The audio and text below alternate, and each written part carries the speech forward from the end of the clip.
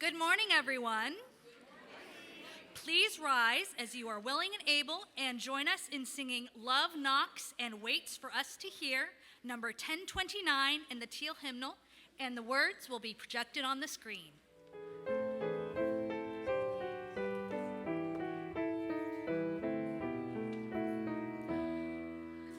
Love knocks and waits for us to hear, to open and invite.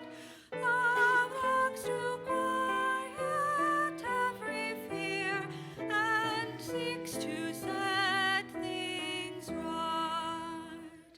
Love offers life in spite of those who threaten and condemn. Embracing enemies, love goes a second mile with them. Love comes to heal the broken heart, to ease the troubled mind. Without a word, love bids us start to ask and seek and find. Love knocks and enters at the sound of welcome from within. Love sings and dances all around and feels new life begin. Good morning. Welcome to Horizon Unitarian Universalist Church. For those of us joining us today that are not familiar with the church yet, we had a big party last night. It was wonderful. Our community came together and it was lovely, hence the decorations we're still celebrating. The other wonderful thing about today is this is a different kind of service than you would normally have here at Horizon. Our minister, Reverend Chris Rothbauer, is on a UUA, Unitarian Universalist Association commitment. So Horizon Players is taking the chancel stage today.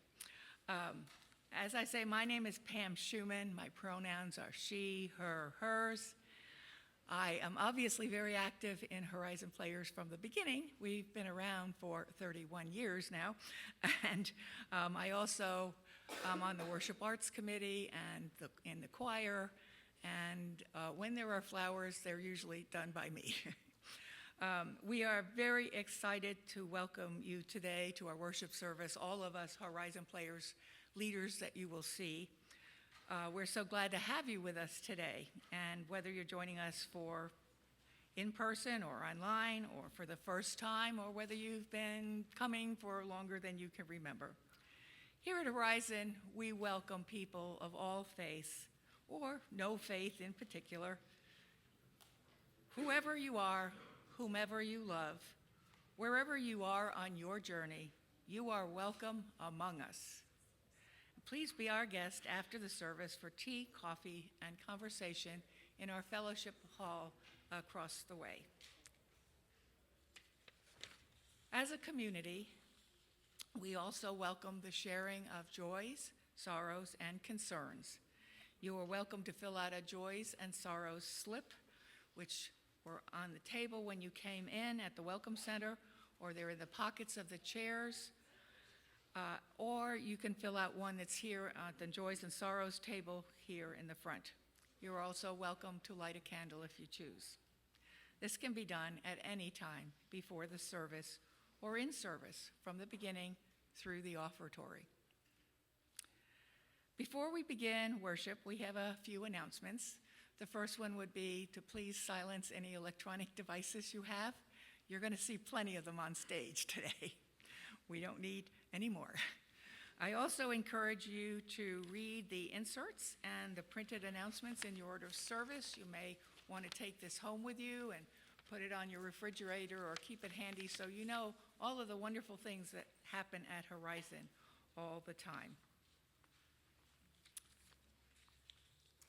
I will now turn this over to Sid Coppersmith for the call to worship. Broken hearts are welcome here. Anxious spirits are welcome here. Minds whirring faster than a racing engine, uncertain what to think. Stubborn egos that sometimes trip us up, cementing us to opinions. Fragile, shell-shocked souls, they are welcome here. Yours, mine, and everybody else's. Not because this community will fix it through easy solutions or the right way forward. As a liberal religious congregation, we have something far more fragile and more powerful than that.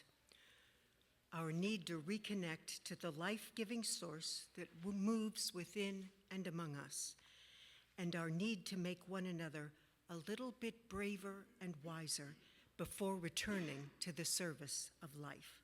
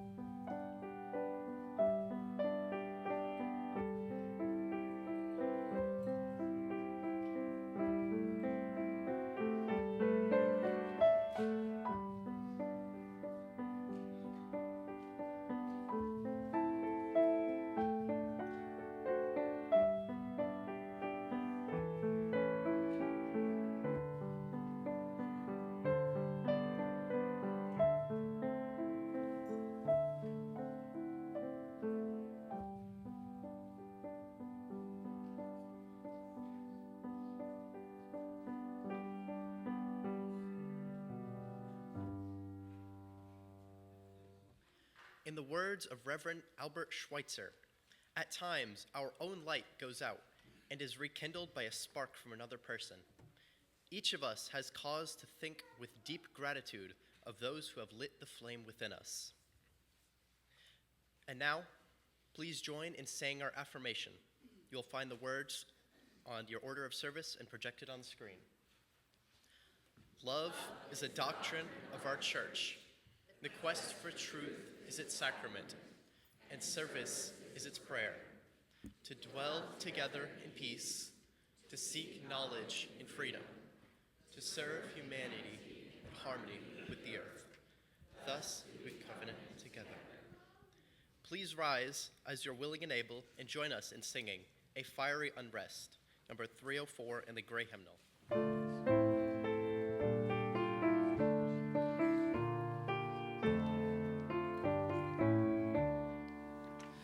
A fierce unrest seethes at the core of all existing things. It was the eager wish to soar that gave the gods their wings. There throbs through all the worlds that are this heartbeat hot and strong. We shake and system star by star awake and glow in song. But for the urge of this unrest, these joyous fears to mute. But for the rebel in our breast, had we remained as brutes, when baffled lips demanded speech, speech trembled into prayer.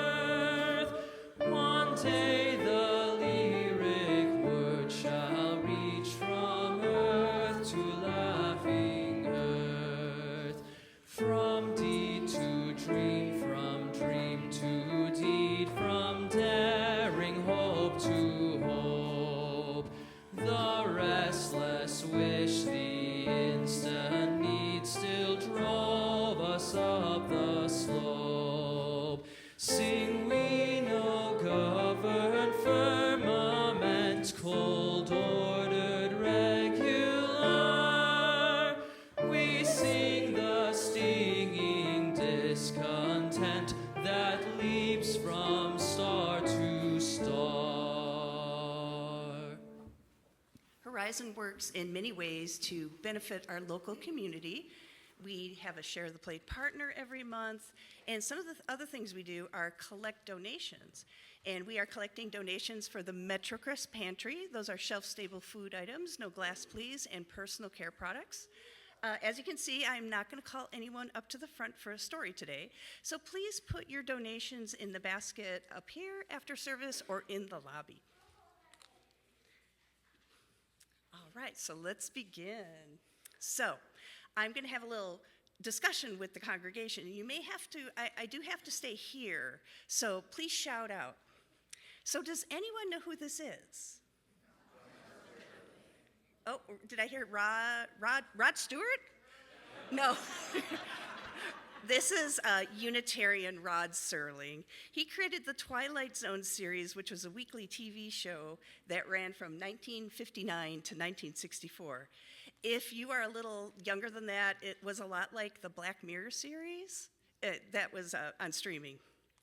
So when you tuned in, Serling would begin each episode by telling you that you were entering into another dimension called the Twilight Zone. In the show, the characters found themselves dealing with disturbing and unusual events, and each episode ended with an unexpected plot twist or a surprise ending. And the episodes often taught us lessons, however, about the evils of war, fear of other people and how that's bad, and it exposed the dark side of human nature. It exposed people's greed, selfishness, and dishonesty. And so you probably recognize some of these iconic characters, right? Notice that there are aliens, there's monsters, things that look like humans, and then regular people. And honestly, when it was regular people, those were the spookiest episodes, I have to admit. So, I have to admit, with all the bad news coming out of Washington, D.C., for many of us, it does feel like we've entered a kind of twilight zone, doesn't it? Yeah, the news is scary, and almost all of us are more than a little worried right now. Some people I talk to say they feel anxious or sad or angry. Their bodies are showing it by having stomach aches, headaches, they can't sleep. Maybe that's you. With all this going on, I want to ask you, how do you keep going in this new dimension, this new twilight zone that we're finding ourselves in? I wonder what you do to take care of yourselves when you're feeling down. So I'd like to hear from you about ways that you're caring for yourself right now. And you can raise your hand and shout. I think I'll have people just raise their hand, and I'm going to step away from here and step back. Delete Facebook. Oh, yeah, delete Facebook, definitely. Limiting social media, for sure. Breathwork and meditation, yes. Taking care of our souls, for sure. How about other folks? Walking out in nature? Reading happy books? I love that, too. Therapy, yes. Talking to people, for sure. Just, how about two more answers? I heard someone back there say it, and I agree, friends. Oh, friends, yeah, for sure. Sorry about that. I don't even want to say what I thought was going on. Limiting when I consume news and how much, and trying to focus on what news I can actually affect. Okay, so limiting my news and focusing on a couple of topics, is that correct? Yeah, you can't focus on everything. Okay, I'm going to let you go. Go ahead. Going to a UU. Yes, the person in the yellow said, going to a UU church. So I'm going to conclude with this. One last thing.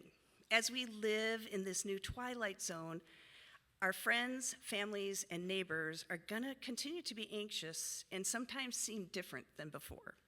They will probably be angrier, be sadder, say things maybe they wouldn't have said before this all happened. And so right now, one of the most important actions we can take is to meet their anxiety with kindness. So if a friend snaps at you, instead of getting angry, what might you say? Yeah, I'm sorry you feel that way. Yeah, if your friend's really angry, and they're kind of mean, and you're like, what did I do? But what would you say to make them feel better?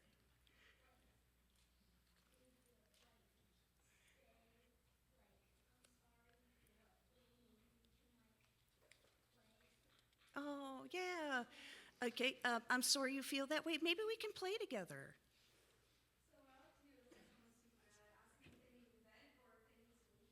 Oh, yeah, so if they're angry, yeah, do you just want to vent? Or do you want me to give you some suggestions, some solutions, exactly? And so what if they're sad? What would you say if they were sad? Hey, are you okay?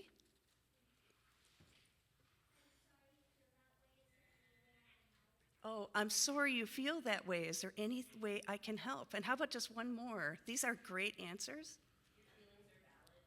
Oh, yeah, your feelings are important. It's normal to feel that way. Yeah, thank you. Oh, we've got one from here. Okay. How about, I love you? I love you. Oh, that is so great. Oh, you guys are going to make me cry too. Well, now that we're in our real life twilight zone, and we need to take care of ourselves, our friends, our family, and our neighbors.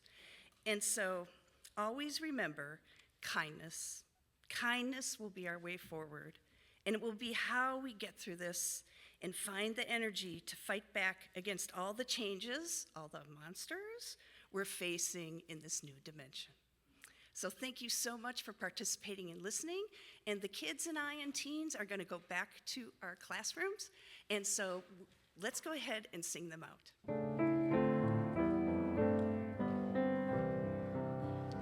May your mind be open to new learning. May your lips bring truth into the world. May your heart know love and your hands do the work of justice as you go your way in peace. As you go your way in peace. Good morning. My name is Jami Pease. My pronouns are she, her. I've been asked to just say a few words on why I come to Horizon. So I was raised Mormon, so a little different, right? Woo! And I got out of it pretty early, but then when I got pregnant with my daughter, I realized that I wanted to find a community for her, a support system, a moral support system. Like, I missed that part of a church group. And so, but I refused to take her to a church that would teach her that whoever she might be is wrong, that anything she might be is wrong. I wanted her to have all the options and be able to explore everything and choose what was best for her.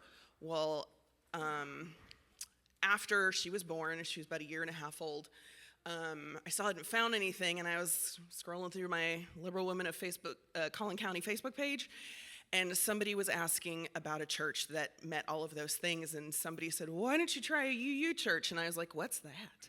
I had no idea, so I looked it up, and I found Horizon, and I used to live right around the corner. I was like, hey, I know that place. And so it was before church services were back. This was still COVID, masking, all of that, but small groups were starting back, and so I joined. Never having been here, I joined the Women's Journey group, and so like Tina Strubble, I think, was the first person I met here, and like Beth Barger, and after the end of that session, I was like, okay, I found my place. I knew that I had found my place. I knew I wanted a place for my daughter, but I didn't realize how much I needed a place for myself. And I'm so glad I found this place, open to whoever you are and whoever you love. In the meantime, I also got divorced, and I've had this amazing support system, and I've found some of the best friends of my life. So that's why I'm here. Thanks. There we go. Thank you for your patience. The Reverend Eric Walker says, "It is said, the Lord loves a cheerful giver, yet we'll accept from a grouch as well." As the ushers prepare to take this morning's offering, may each of us look into not just our wallets or our checkbooks to see how much we have with us. Let us also look into our hearts and see what is available there. How much love, how much generosity, how much faith, how much gratitude, how much hope. And let us take our offering from that account. Thank you to our members and friends who give and pledge electronically. If you would like to give electronically, you may do so on the Breeze app or online at horizonuu.org/donate. The offering will now be joyfully given and received. Thank you for your generosity.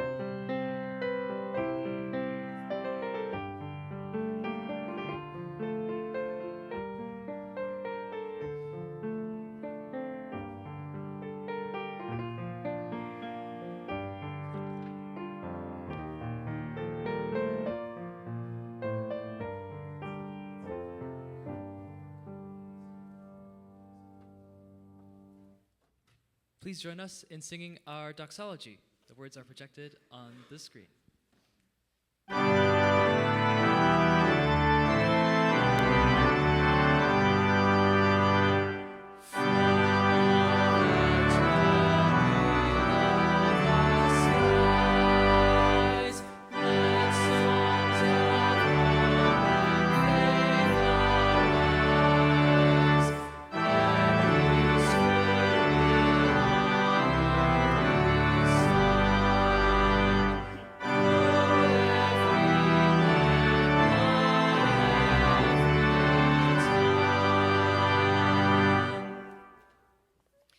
We now take time to honor the sorrows and joys of this community, knowing that we all are interconnected and that what affects one affects us all. We have a sorrow from Lisa Casto, who is sad for my Uncle Dennis and Cousin Tina as my Aunt Marilyn goes into hospice. Another sorrow from Evie and John. We are sad to learn that John's school will be closing next year.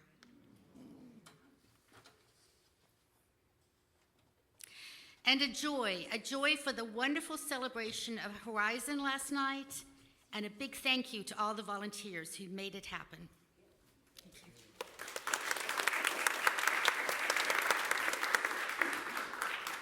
And we light a candle this morning to honor all the joys and sorrows which have gone unspoken and reside only in our hearts. Let us now take some quiet time to sit and listen to sit and feel the world around us. There are sounds and vibrations that are so soft, the flowing air of breathing and breezes. There are louder sounds and firmer vibrations, the song of birds and the movement of feet and legs, arms and hands and heads. There are booming sounds and thundering vibrations, the clap of thunder and the rush and rattle of traffic, the sirens of alarms. We can sense the booming sounds and thundering vibrations easily. Indeed, it is often difficult to ignore them, and sometimes we need to ignore loud, attention-grabbing sound. It is often harder to sense the softer, gentler sounds and vibrations, and it is there that love and caring and hope are often found. So let us take a few minutes now to sit quietly and to be aware of the world around us and all it has to offer us to support us in our lives.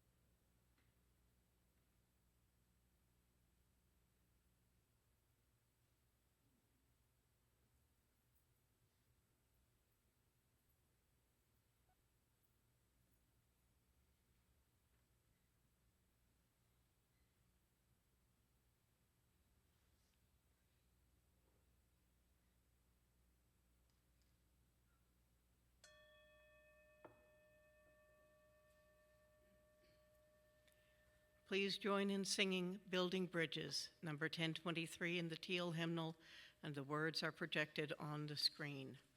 Building bridges between our divisions, I reach out to you, will you reach out to me? With all of our voices and all of our visions, friends, we could make such sweet harmony.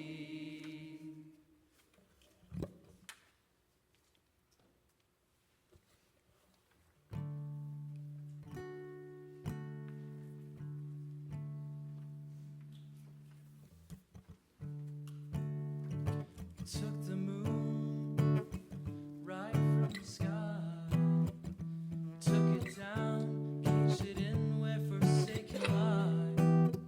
But guess we've been right just long enough. Nothing but chewing on those strings of love.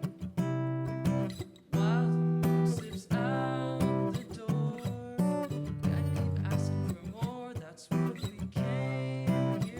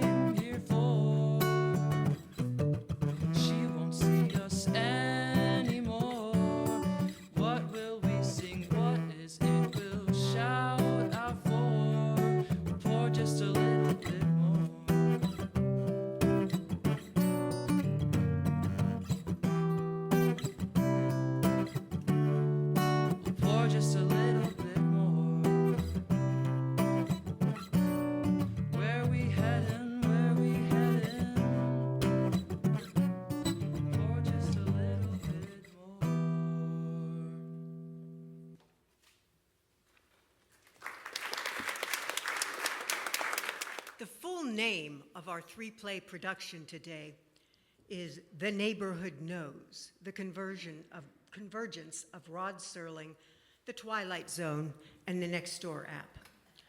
The Neighborhood Knows is, of course, a metaphor, referring to the gossipy nature of the Nextdoor app. Somebody I don't know just came to my door. Should I call the police? Somebody sent me a scam email. A clerk at Kroger was rude to me today. OMG, a dog just pooped on my lawn and the owner didn't clean it up. The Nextdoor app chums the minutiae of daily life. Blessedly, it's a little tamer than social media sites, in part because the audience tends to be of a certain age, and in part because it's moderated. It has its uses. Need a recommendation for a doctor, a handyman, pet sitter, plumber? Just ask. Is your dog lost? The Nextdoor app is truly the patron saint of lost dogs. Looking for used furniture, home decor, an old unwanted piano? Wanting to know if the electricity is off just at your house or if it's the whole street? Woven in between the useful stuff is people doing what people of a certain age so often do on social media. Whining, complaining, expressing disappointment in this newfangled world. I was skimming the app and saw a post with a man complaining about his local Starbucks, the subject of our first play. What caught my attention was the 165 comments that followed from his post, going all the way down the rabbit hole until it became necessary to invoke, well, you'll see who gets invoked at the end. And it occurred to me that the whole of it read like an episode of The Twilight Zone. Social media does appear to take place in the Twilight Zone. It's chock full of conversations that would never happen in real life, face to face. It's not people communicating with people. It's people throwing comments out into the ether and seeing what comes back. It's a place where people relate to each other as two-dimensional cardboard constructs. And then I thought, Rod Serling, the writer and narrator of the series, was a Unitarian. And so it came together. Now, you may never have heard of or seen the original Twilight Zone episodes. They ran from, as Lauren said, 1959 to 1964. And in reruns back then and up to this day, you can still see them. So let me tell you something Rod Serling wrote that you have heard of, but probably didn't know that he wrote. The very first Planet of the Apes movie that appeared in 1968. Serling used the Twilight Zone as a vehicle for social criticism, earning him the title, the angry young man of television. He addressed the moral and political questions of his time, which, as it turns out, are very much the moral and political questions of our own time as well. TV censors in Serling's day were strict, but, he wrote, I found that it was all right to have Martians saying things Democrats and Republicans could never say. He narrated introductions and conclusions to every episode, and his commentary still describes our society and our world 65 years later. For example, a fuller version of the message that's on the front sign outside. No moral, no message, no prophetic tract, just a simple statement of fact. For civilization to survive, the human race has to remain civilized. Tonight's very small exercise in logic from The Twilight Zone. Or try this. The tools of conquest do not necessarily come with bombs and explosions and fallout. There are weapons that are simply thoughts, attitudes, prejudices to be found in the minds of men. For the record, Prejudices can kill, and suspicion can destroy. And a thoughtless, frightened search for a scapegoat has a fallout all its own. And the pity of it is, these things cannot be confined to the Twilight Zone. Do you see anything in there that's relevant to today? Oh, but wait, I should let the man speak for himself. Now, as the story goes, Rod Serling died in 1975 from heart disease caused by stress and smoking. Depending on the source you consult, he smoked 3, 4, 5, or 6 packs of cigarettes a day. But as you will learn through the plays and songs this morning, we here on the stage view the world skeptically and embrace conspiracy theories. We researched the matter and found that Rod Serling is actually still very much alive. And, oh happy day, he has agreed to be here with us this morning. Now, you may not, Lauren showed his picture earlier, you may not recognize him. It has, after all, been 65 years since he appeared on The Twilight Zone, so he has rather aged somewhat. Rod, could you come out here?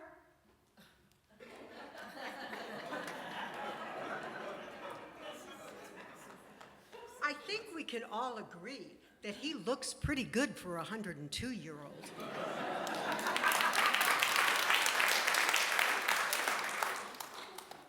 I happen to think that the singular evil of our time is prejudice. It is from this evil that all other evils grow and multiply. In almost everything I've written, there is a thread of this. Man's seemingly palpable need to dislike someone other than himself. How about that?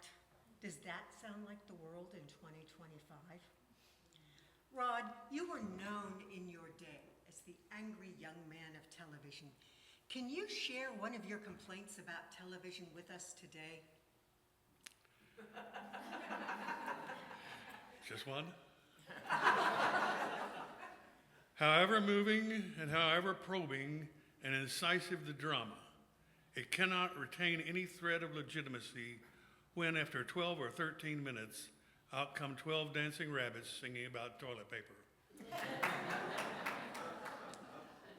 You will be so happy to know our commercials have come a long way since 1960.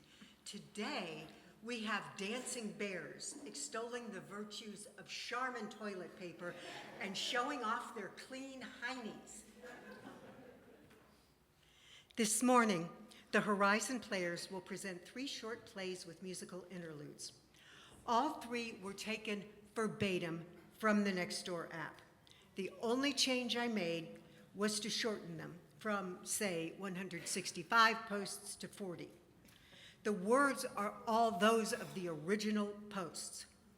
With the exception of one sentence, everything Rod Serling says is something he wrote for The Twilight Zone. You'll notice a few of our actors playing multiple characters since we have a few folks out with illnesses.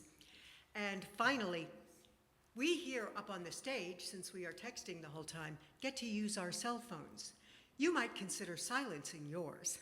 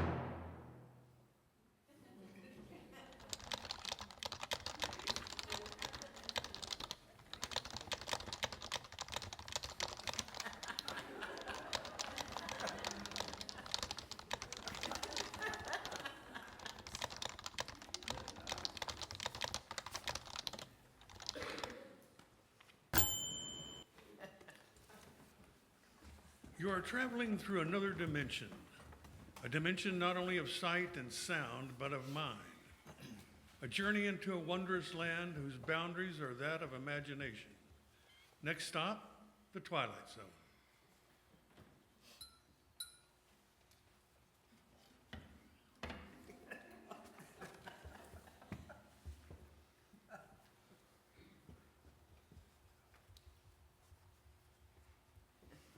Martin Sloan, age 72, walks into a Starbucks for his weekend cup of coffee and a nice, relaxing morning in his comfy chair.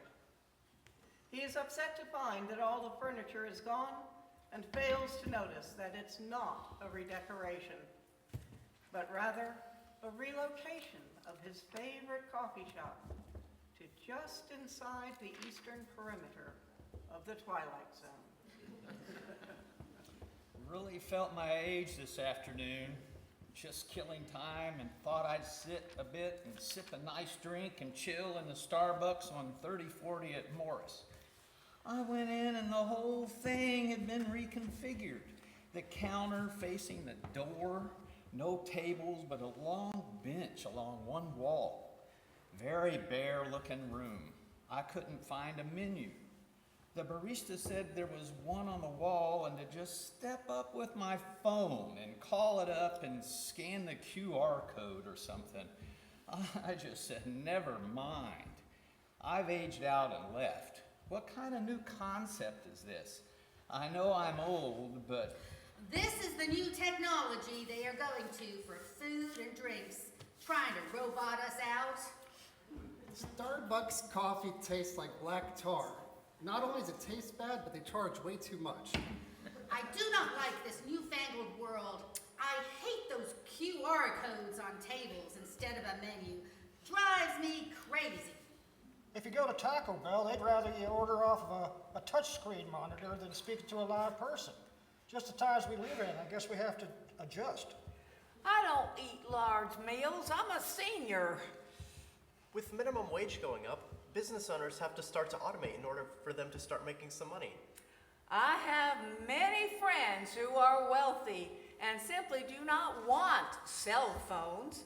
There are many teenagers at my church who do not own cell phones. I know a lot of people, and I don't know anyone without a cell phone. Why spend $7 for a cup of coffee, I think, is a better question. Sometimes we just like to treat ourselves. It's like going to have my hair done. I know how to fix my hair, but sometimes I step out of the box and just go for it. Asked for a decaf at Starbucks once. The Coffee-Nara or Bar Stud or whatever they call themselves said, we're not brewing that today. Wow, that is so sad. So where do all the people that used to hang out in Starbucks go? What are some of the locally owned coffee shops in the area? 151 Coffee on Main Street, Louisville is excellent. Are you sure that is not a front for some kind of underground program? Well, welcome to the new age. Pretty soon humans won't be needed for anything. The way I view it, new technology is always looked down upon at first. At the end of the day, does it really matter as long as I still get my coffee? It's not nice having to talk to people when you're grumpy. Well, another trend is cashless places. Only credit accepted. I guess it's time to get the chip inserted into my forehead. Starbucks went woke. They sought a certain demographic for staff. Turns out their work ethic is lacking. They complain and want a union. Shocker, their work is being outsourced. Customers are now the ones who have to work for the overpriced coffee. Back in the 70s, we would talk in our Bible groups about how cash would eventually become obsolete. And it's happening now. Have you ever been to a Starbucks? Workers are working. They want to be compensated fairly for their work. Is that such a hard thing for them to ask? Historically, wages have increased as cost of living has increased. Do you want the people serving you coffee to be living in poverty? We just need to go to locally owned coffee shops and restaurants and teach corporate a lesson. I and start using cash. The government wants to get rid of cash. Don't let them. I thought it was crazy. I was at the shops in Legacy and Plano, and they don't accept cash at all. I was like, what? Is this in America? No cash? We recently went to a new McDonald's for lunch, and it had the same feel. We placed an order and sat down at a table, and a robot brought our food out. Makes me want to go there to have the robot experience. I also hate for different places to charge extra if you ask for maple syrup for your pancakes. The government wants to become the Antichrist.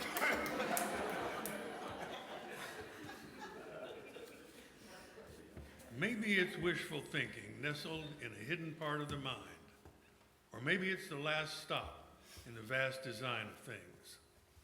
Martin Sloan starts out upset because the local Starbucks has redecorated, and the text train moves inexorably through robots taking over, chips in our heads, something woke, something always has to be woke, until someone gets called a Nazi, or a member of the deep state, or the Antichrist. Perhaps, for a man like Martin Sloan, who climbed on a world that went by too fast, the Twilight Zone is a place around the bend where he could jump off.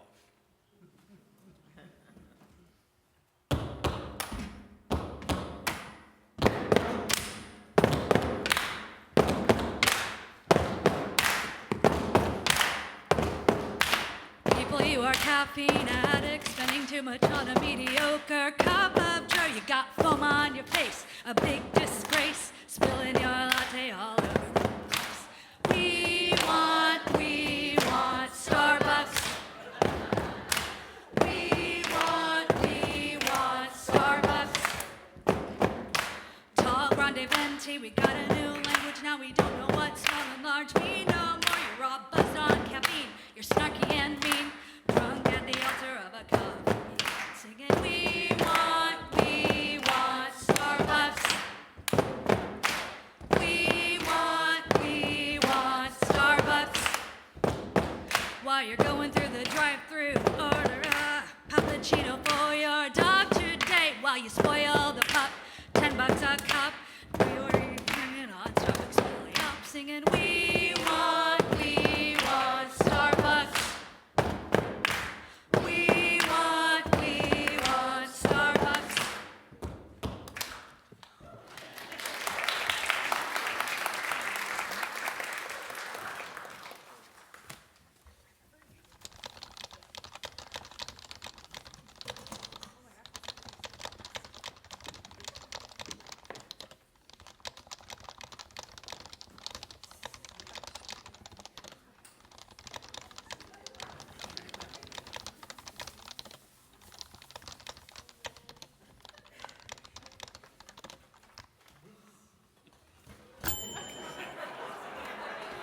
Why, yes.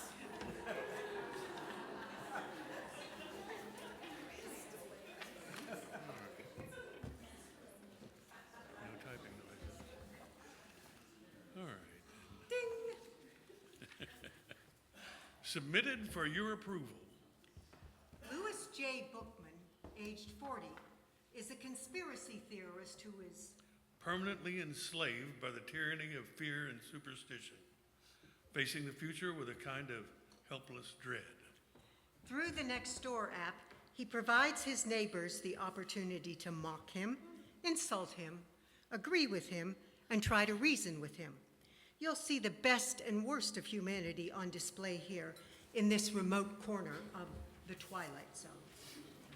What I'm saying is, what if the invaders try to take over? What if the electricity goes out for days, weeks, months, even years, and it's extremely difficult to buy or sell anything? What's the plan? Do we even have a plan? We're basically a major city with north of 1 million people in Denton County. If this happens, and I feel it will very soon, are we going to be prepared and organized, or is it just going to be chaotic and we'll all kill each other until 90% of us are dead? That's what I'm asking. You're weird. Uh-oh, the sky is falling. What is Chicken Little to do? Cross the road. Oh, the posts that are written at 2 a.m. If this is your fear, move out of Denton. or better yet, out of the country. There are plenty of other places for you to go. Did you know that 90% of everything you worry about will never happen? That's a lot of life's energy expended. You could be experiencing this day, this moment, and find the beauty here. That's a life. Worrying yourself into a mess is not. Look at all the stories about UFOs flying over New Jersey and tell me there's something going on. He simply ran out of his medication. No. His statement may sound a bit off, but for those who have their heads in the sand rather than their ears to the ground, just looking at our borders, Russia and Ukraine, Israel and the rest of the Middle East, political unrest, morals, I could go on, but those listening get the picture. It's time to gather your disaster preparedness supplies, whether it's contagion or natural disaster or another terrorist attack. It's coming. It's amazing to me that people don't see any of this unfolding right before their very eyes, and they think this is all a big joke. Yes, blackout is coming. They've been screaming it for months now. Getting prepared.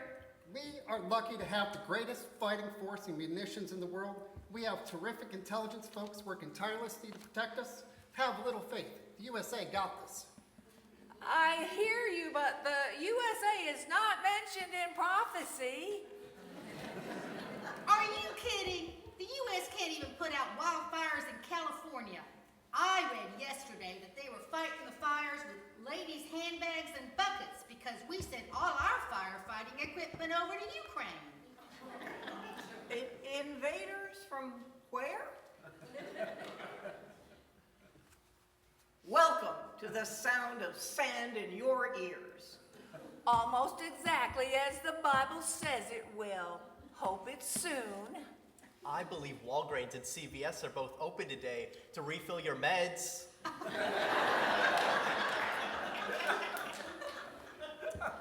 What weakness in society? Don't want truth anywhere. Sad reality. You're all just a bunch of gullible people. Get off the internet. Try reading a book for a change. Everyone is going to just blindly continue their lives because they don't want to see what's going on. They've been lulled to sleep, lambs to the slaughter. Then, when the U.S. falls, they will be shocked, and chaos will ensue. My answer to this is, you need Jesus, and the rest will fall in place. Wrong. Who are the invaders, Lewis? Can other people see them too? Stop reading post-apocalyptic novels. It will lower your stress. In this time of uncertainty, we are so sure that villains lurk around every corner that we will create them ourselves if we can't find them. For while fear may keep us vigilant, it's also fear that tears us apart. A fear that sadly exists only too often outside the Twilight Zone.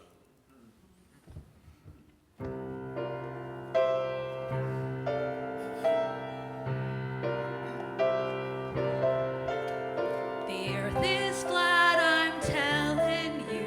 We didn't land on the moon. The aliens are over Jersey. They'll invade us soon. Don't you scream or make a shout. There's nothing you can do about it. Is coming, the blackout will be left in this dark room to contemplate our doom. It's clear that we are theorists of vast conspiracies.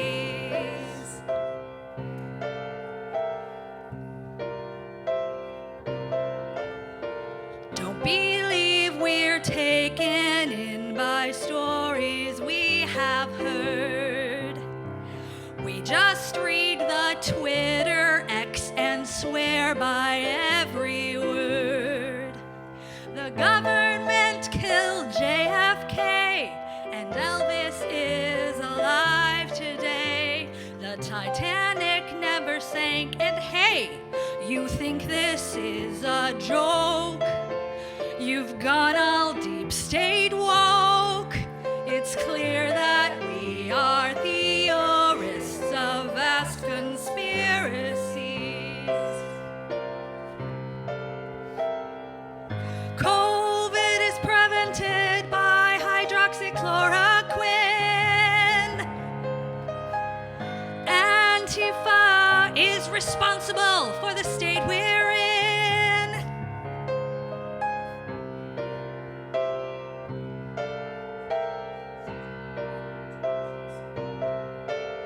We're anti-vax, we like our facts to be alternative. All immigrants are criminals, they'll get you where you live. The world is run by a cabal with lizard people ruling all. It's the calm before the fall. Trials are a hoax for convicted felon folks. It's clear that we are theorists of vast conspiracies.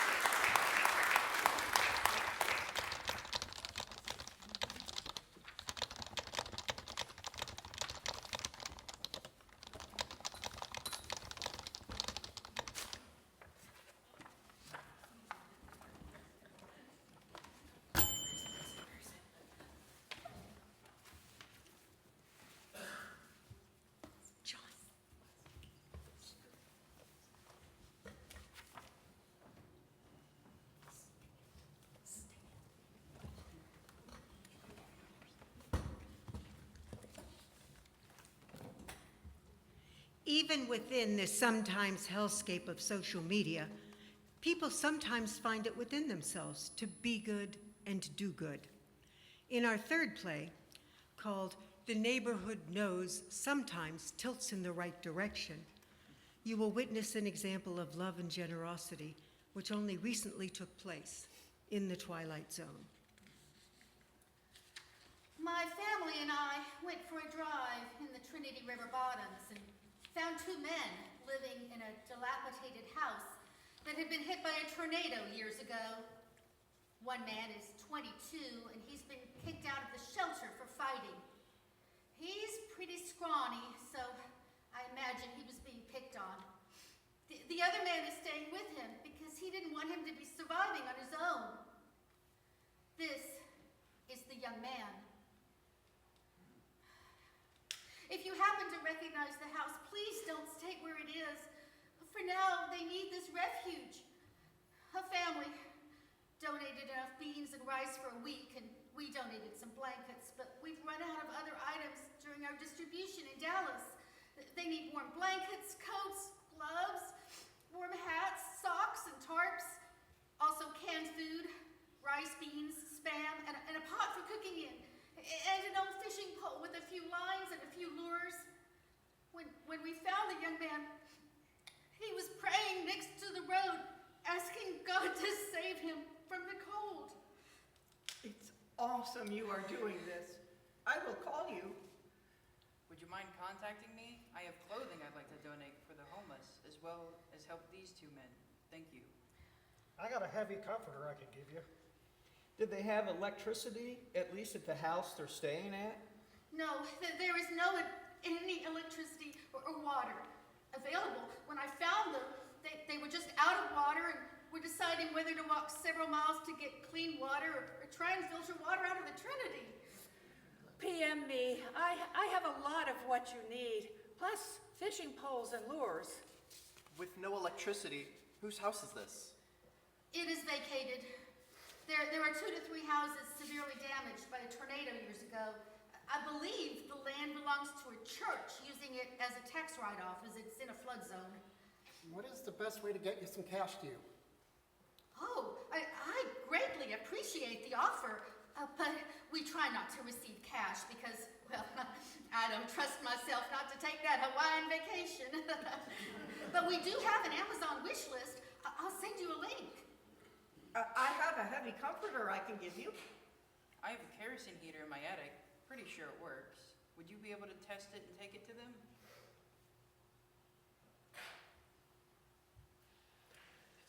Please message me the Amazon link. I have many clothes and canned goods I could donate. Are they able to make fires? Would a Dutch oven be helpful? Could I get that Amazon link? You are an amazing person for helping them this way. What size clothing? I also have plenty of canned foods, blankets, and other items, including a life straw should they run out of water and need to drink from close by in an emergency. I got some clothes, blankets, and pillows. Please message me. They're already packed up. I have lots of stuff to donate. Can I drop it off to you? Galatians 5:22 says, "The Spirit is love, joy, peace, kindness, and goodness. Against such things there is no law." Wow! We have gotten so many offers to help, we are a bit overwhelmed.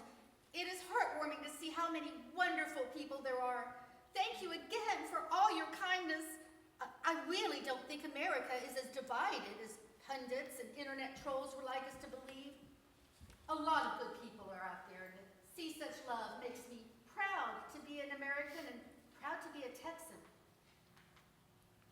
Blessings to you all. Very little comment here, save for this small aside, that the ties of flesh are deep and strong, that the capacity to love is a vital, rich, and all-consuming function of the human animal, and that you can find nobility and sacrifice and love wherever you may seek it out, down the block, in the heart, or in the twilight zone.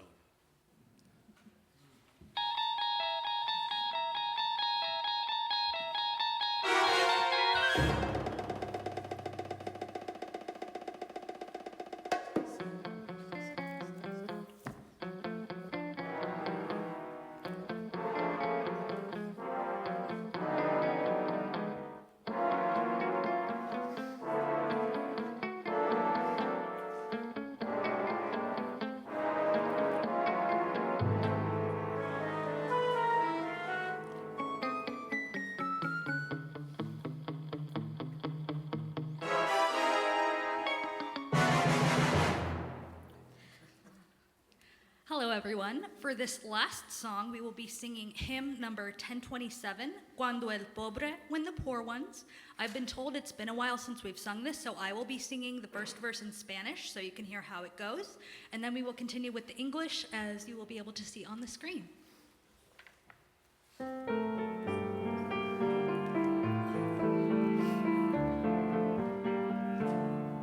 Cuando el pobre nada tiene y aún reparte, cuando alguien pasa sal y agua nos da, cuando el débil a su hermano fortalece, va Dios mismo en nuestro mismo caminar, va Dios mismo en nuestro mismo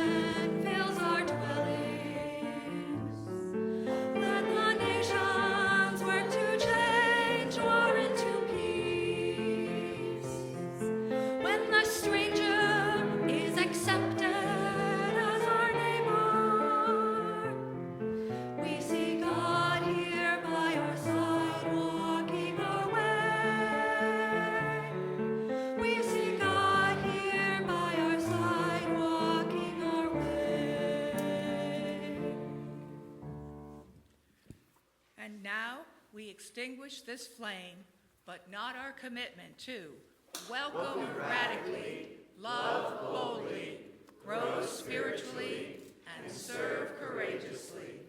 We do this because we envision a beloved community filled with compassion, helping all to thrive in a just world. No matter what the future brings, man's capacity to rise to the occasion will remain unaltered. His potential for tenacity and optimism continues, as always, to outfight, outpunch, and outlive any and all changes made by his society, for which 3 cheers and a unanimous decision rendered from the Twilight Zone.